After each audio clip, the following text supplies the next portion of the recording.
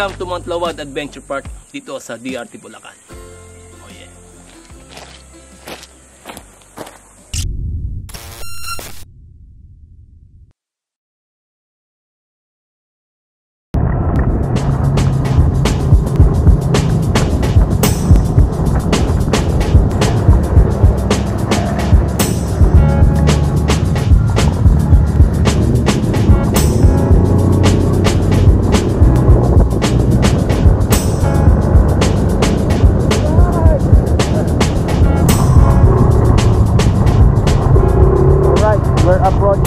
Mount Lawad Adventure Park dito sa video ng ating pinakabagong adventure.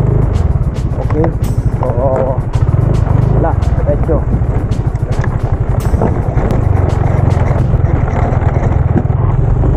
Alright, welcome back to our channel. This is Agili Segi po of Quick Adventure. At nandito po tayo sa DRT Bulacan. So sana namang maganda at masayang adventure itong ating gagawin ngayon dahil first time natin mag moto camping. Moto camping. Alright, so nakikita nyo sa karga ko sa likod, yan, may bahan tayong tent, may bahan tayong bed sheet, tsaka yung upuan, tama, upuan. So ayan, mapasok sa right. At ayan, papasok tayo dito sa may Mount Lawad Adventure Park. Okay, isa sa maganda at sikat na camping site dito sa DRT Bulacan. Nice. So medyo papato lang, pero wala na. Ayan o. At ngayon po ay tayo ay solo ride as always. Ayan, at tuklasin natin tong Mount Lawad Adventure Park kasi ito yung campsite na merong ilog, tapos merong bundok na pwede kang mag-hike at maraming activities na pwedeng gawin. Nice. Oh yeah. So tara, samahan niyo po ako at hopefully magustuhan niyo po itong adventure natin na to. You know, ang ganda ng view. And stop muna tayo. Wow.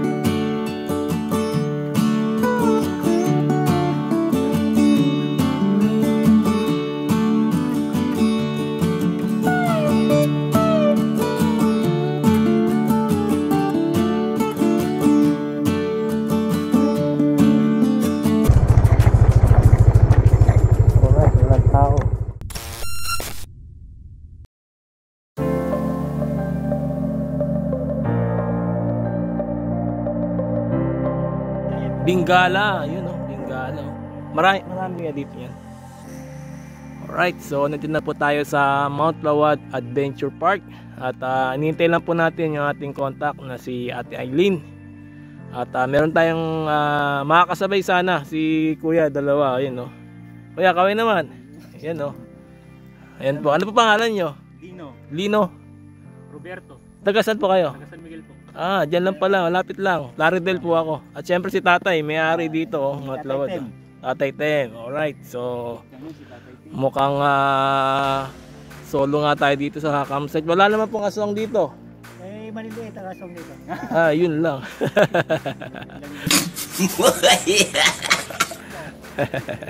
So ayan po yung Mount Lawat Adventure Park. At napaka-exciting na lugar. Ang ganda. Kaso ako lang mag-isa pala nandito. Yun lang. Right.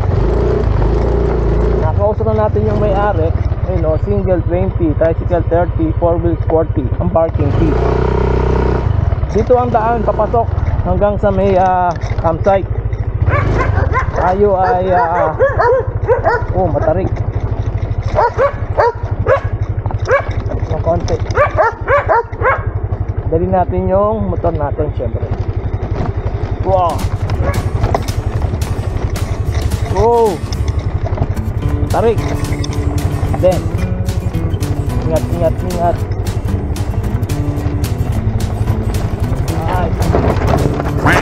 Uy, matula.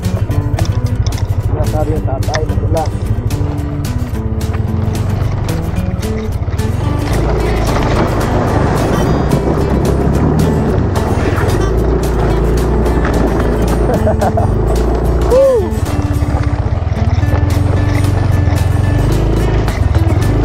Alright. Ahos. Kaya ba? Yun lang. Tinulak na yung tatay. Woo! Welcome to Mount Lawat Adventure Park. Oh yeah. Yung campsite nila, oh. Woo!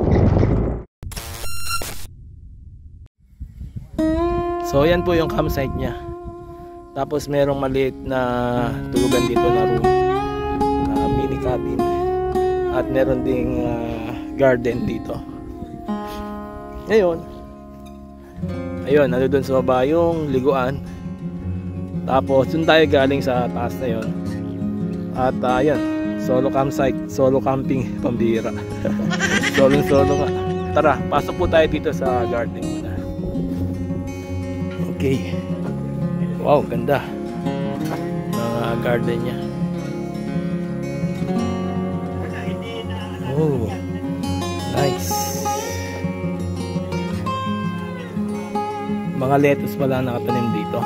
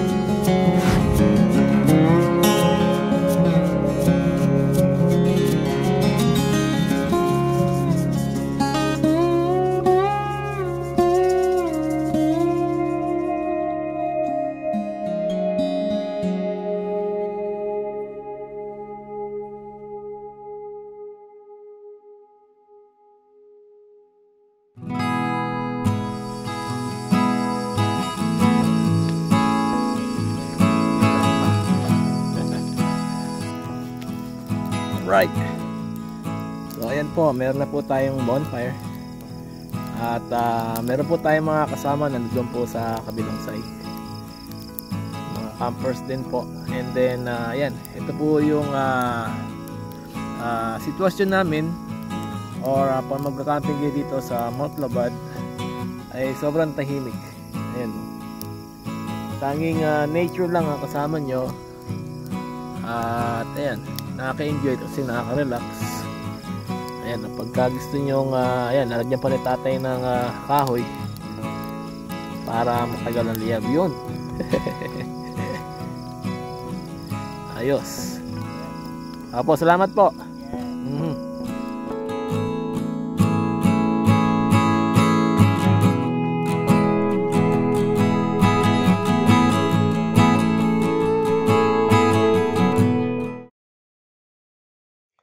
Good morning, guys. This morning here in Mount Lobad. So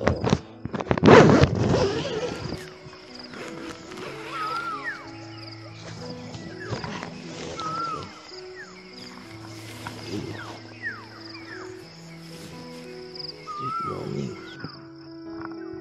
Yeah.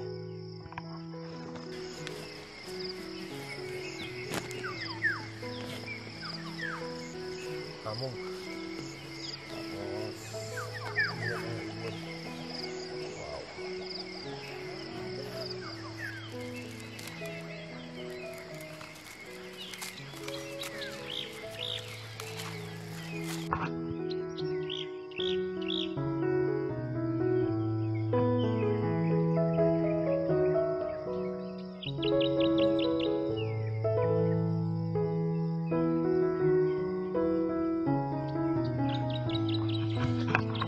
Good morning, guys. It's a sweet morning here in Mount Lobad Adventure Park.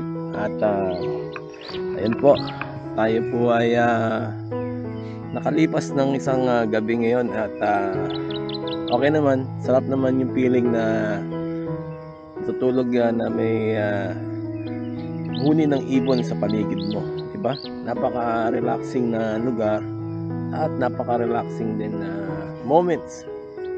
Pero isa ko lang na pantanto ko lang na mas masarap pala pag may kasama kang matulog. Kung nag-camping ko. Kasi medyo hirap din pagka solo, pero okay lang naman, masaya at nakaka-excite. Yun lang, nakaka-excite siya kasi first time ko mag solo camping at mag-camping talaga totally. At pag natutulog ka nung during night time ay ang dami mo naririnig ng mga huni ng ibon na which is kung matatakotin ka ay matatakot ka, pero kung di naman at sanay ka sa mga ganong klaseng maiingay na huni or something weird kasi ay okay lang, nakaka-enjoy naman. So ayun,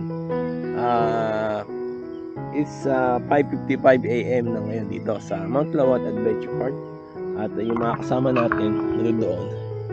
At ayan, naganda lang ako ng konting kakain na baong ko, tinapay, cup noodles, at dinalan tayo ni Tatay Ted kagabi ng mainit na tubig.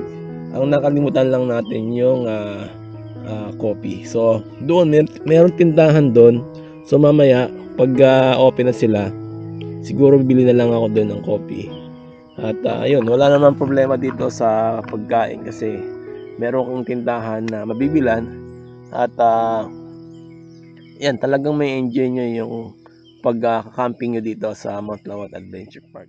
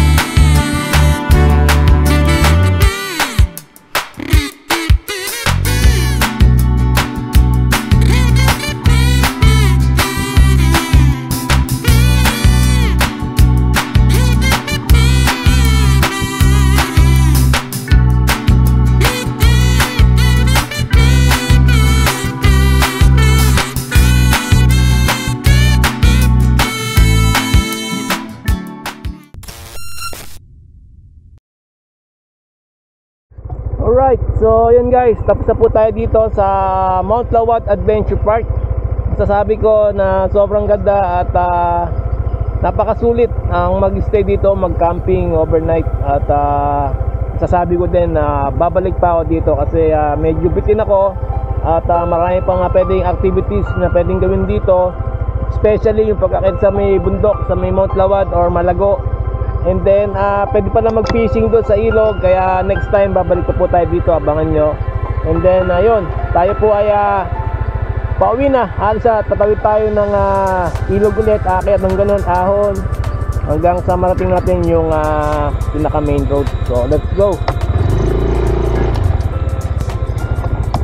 Right, so yan, kailangan lang medyo maingat kasi madulas itong part na to.